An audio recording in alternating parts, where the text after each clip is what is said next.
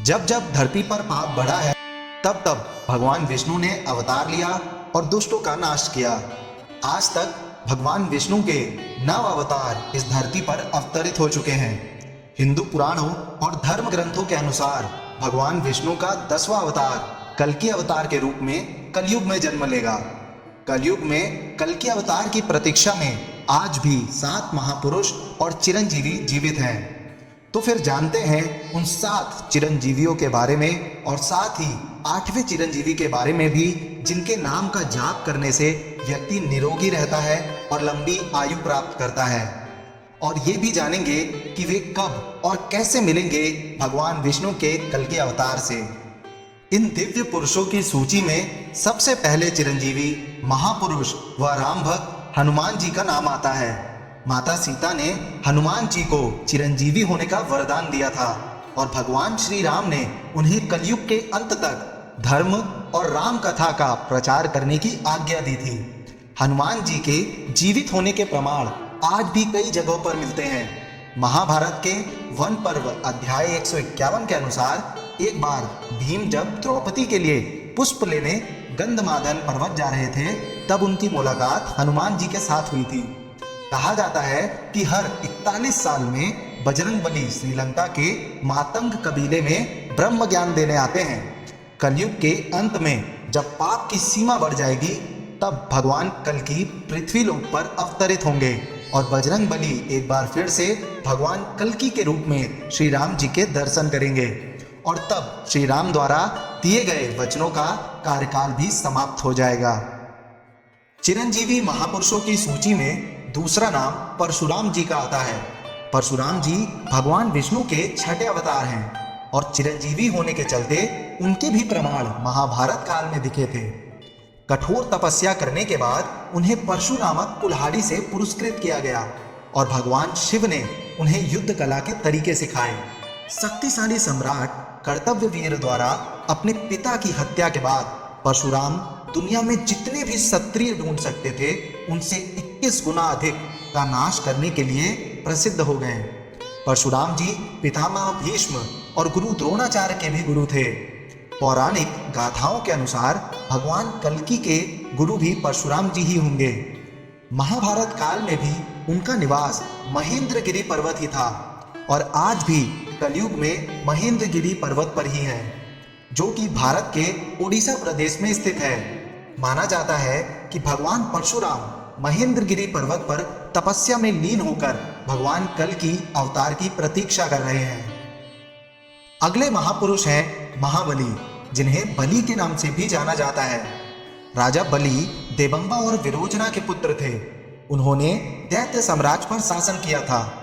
उनके दादा श्री हरिभक्त प्रहलाद ने उनका पालन पोषण किया और उन्हें सद्गुणों और भक्ति की शिक्षा दी। उन्हें एक न्यायप्रिय, बुद्धिमान, परोपकारी राजा के रूप में सम्मानित किया जाता था और उन्हें भगवान विष्णु का एक उत्साही भक्त माना जाता है। राजा बलि अपने दादा के बाद असुरों के राजा बने और उनके शासनकाल के दौरान राज्य में अपेक्षाकृत स्थिरता व विकास की अवधि रही। बाद में उन्होंने पूरे ग्रह को अपने सौम्य शासन के अधीन करके अपने क्षेत्र का विस्तार किया और उन्होंने इंद्र और अन्य देवताओं को भी परास्त कर दिया और परलोक और स्वर्ग पर नियंत्रण कर लिया। राजा बलि ने अपने बल से तीनों लोकों को जीत लिया था।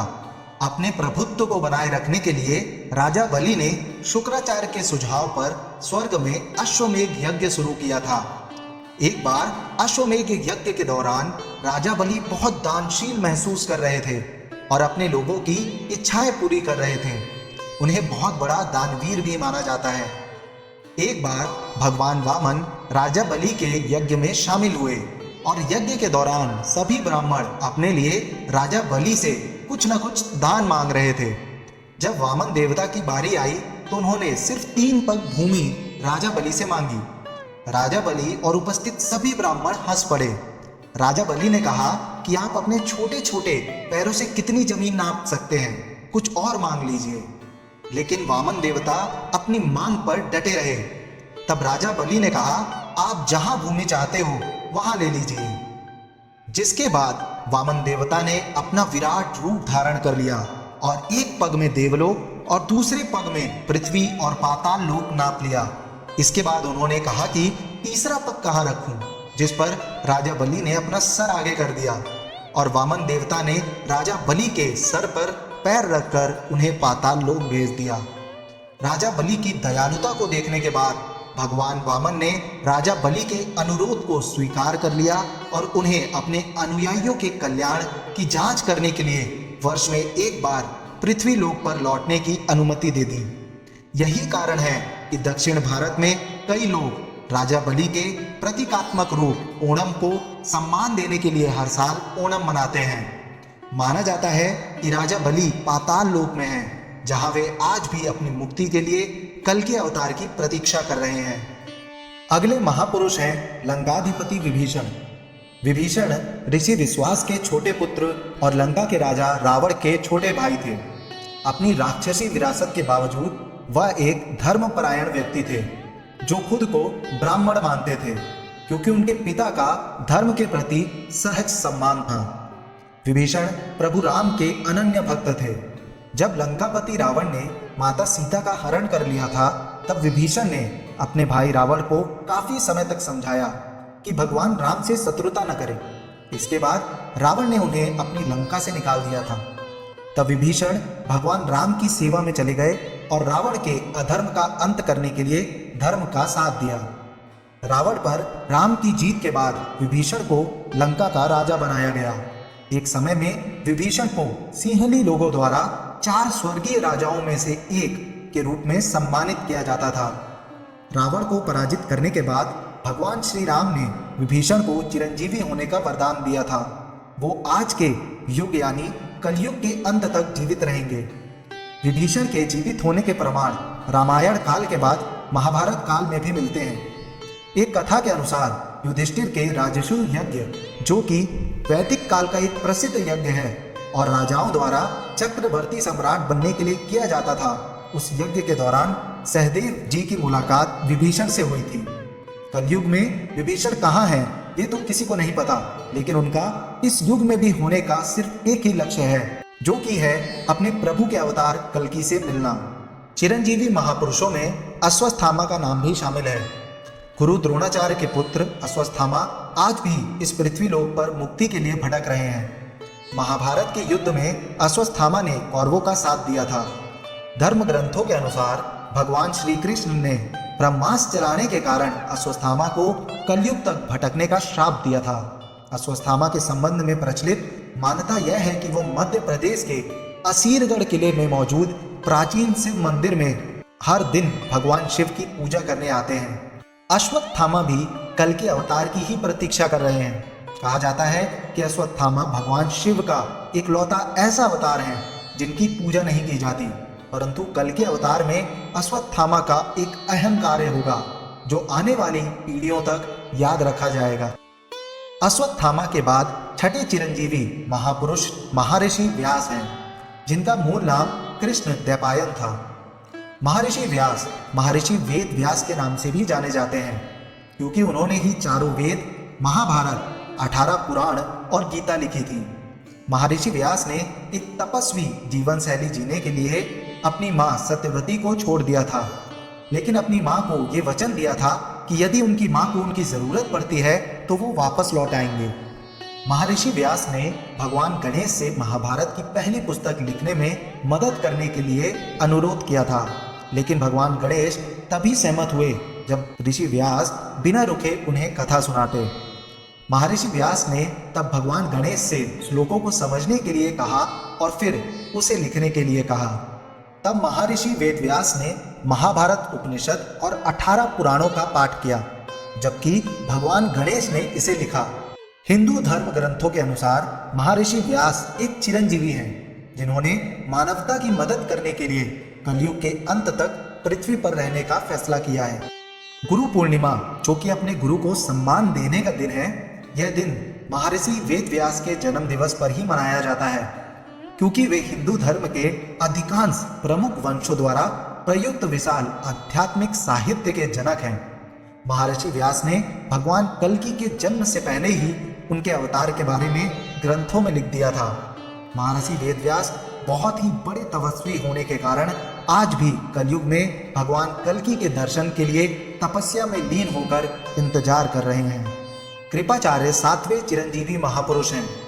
संस्कृत ग्रंथों में उन्हें चिरंजीवी के रूप में बताया गया है। कृपाचार्य अश्वत्थामा के मामा और पांडवों और कौरवों के आचार्य थे। कृपाचार्य के पिता संत शरदवान तीरंदाज के रूप में अपनी प्रतिभा को साबित करते हुए दुनिया में आए थे। वह एक अपराज्य धनुर्धर थे जो कि किसी से भी मुकाबला कर सकते थे। देवताओं को यह देखकर चिंता हुई और देवताओं के राजा इंद्र को शरदबान से बड़ा खतरा महसूस हुआ। इसीलिए उन्होंने संत शरदबान के ब्रह्मचर्य व्रत का ध्यान भटकाने के लिए स्वर्ग से एक आकर्षक अप्सरा को भेजा। अप्सरा जनपदीय संत शरदबान के पास पहुंची और अपने मोहक आकर्षण से उन्हें लुभाने के कई प्रयास किए। तेजस्वी महिला को देखकर शरदबान का ध्यान भटक गया और वह अपना ध्यान खो बैठे। जब उनका वीर्य सड़क के किनारे की घास पर गिर गया तो वे दो हिस्सों में बट गई, जिससे एक लड़का और एक लड़की पैदा हुई। इसके बाद संत शरदबान तपस्या करने के लिए जंगल में चले गए। जब पांडवों के परदादा राजा शांतनु उस दिशा से गुजर रहे थे तो उन्होंने दोनों बच्चों को देखा। उन्हें देखकर ही उन्हें तुरंत पता चल गया कि वो एक महान ब्राह्मण धनुर्धर की संतान है। उन्होंने उन्हें कृपा और कृति नाम दिया और उन्हें अपने महल में ले आए। जब शरदबान को इन बच्चों के बारे में पता चला तो वह उन्हें सार्वजनिक रूप से राज परिवार से संबंधित बताने और ब्राह्मणों की संतानों के लिए पारंपरिक रूप से आरक्षित समारोह को पूरा करने के लिए महल में गए। वेदों और अन्य शास्त्रों के साथ उन्होंने तीरंदाजी की कला के अपने ज्ञान को दोनों युवाओं के साथ साझा किया। जब वे वयस्क हुए तो बच्चे युद्ध के अनुभवी योद्धा थे। युवा कृपा, जिन्हें अब कृपाचार्य के नाम से जाना जाता है, को राजकुमारों को युद्ध की कला सिखाने का काम सौंपा गया था। कृपा बड़े होकर हस्तिनापुर के राज दरबार में सबसे प्रमुख पुजारी बन गए और उनकी जुड़वा बहन कृपी ने दरबार के सशस्त्र गुरु द्रोण से विवाह किया। कृपाचार्य ने महाभारत के युद्ध में कौरवों की तरफ से लड़ाई लड़ी और वे महाभारत युग के उन कुछ प्रमुख पात्रों में से हैं जो युद्ध के बाद भी जीवित रहे। उनके बाद के शिष्यों में अर्जुन के पोते और अभिमन्यु के बेटे परीक्षित शामिल हैं। भागवत के अनुसार कृपाचार्य की गणना सप्तऋषियों में की जाती है। कहा जाता है कि वे इतने बड़े तपस्वी थे कि उन्हें अपने तप के बल पर चिरंजीवी रहने का वरदान मिला था। वहीं कुछ लोगों का मानना है कि उनकी निष्पक्षता के आधार पर उन्हें चिरंजीवी रहने का वरदान मिला था। कलयुग में कृपाचार्य अधर्म का नाश करने में कल्कि अवतार की मदद करे। हिंदू ग्रंथों में एक और चिरंजीवी का नाम आता है, 8वें चिरंजीवी ऋषि मार्कंडेय। ऋषि मार्कंडेय के पिता का नाम मृकंड ऋषि था और उनकी माता का नाम मधुरवती था। मृकंड ऋषि और उनकी पत्नी को संतान नहीं हो रही थी, तो उन्होंने संतान प्राप्ति के लिए भगवान शिव की कठोर तपस्या की। भगवान शिव ने उनकी तपस्या से प्रसन्न होकर उन्हें वरदान दिया कि उन्हें एक पुत्र होगा, लेकिन उन्हें 2 विकल्प दिए। पहला, एक बहुत ही बुद्धिमान और धार्मिक पुत्र जो मात्र 16 वर्ष तक ही जीवित रहेगा, और दूसरा, एक साधारण पुत्र जो लंबी आयु तक जीवित रहेगा। मृकंड ऋषि और मरुद्वती ने पहले विकल्प को चुना। उन्हें एक पुत्र प्राप्त हुआ जिसका नाम मार्कंडेय रखा गया। मार्कंडेय बहुत ही बुद्धिमान, धार्मिक और भगवान शिव के अनन्य भक्त बने। जब मार्कंडेय की आयु 16 वर्ष होने वाली थी, उनके माता पिता बहुत ही चिंतित हो गए, लेकिन मार्कंडेय अपनी मृत्यु से बिल्कुल भी भयभीत नहीं हुए और वे शिव जी की भक्ति में लीन हो गए। 16 वर्ष के अंत में जब यमराज मार्कंडेय की आत्मा लेने आए, तब मार्कंडेय शिवलिंग के पास जाकर उसे गले से लगाकर भगवान शिव की आराधना करने लगे। उन्होंने शिव जी का महामृत्युंजय मंत्र का जाप किया। यमराज ने मार्कंडेय को पकड़ने के लिए अपना पासा फेंका, लेकिन वह पासा शिवलिंग के चारों ओर लिपट गया। इससे भगवान शिव प्रकट हुए और उन्होंने यमराज को आदेश दिया कि वे मार्कंडेय को छोड़ दें और उनसे कहा कि मार्कंडेय चिरंजीवी होंगे। इस प्रकार ऋषि मार्कंडेय अमर हो गए और उनका नाम 8वें चिरंजीवी के रूप में लिया जाता है।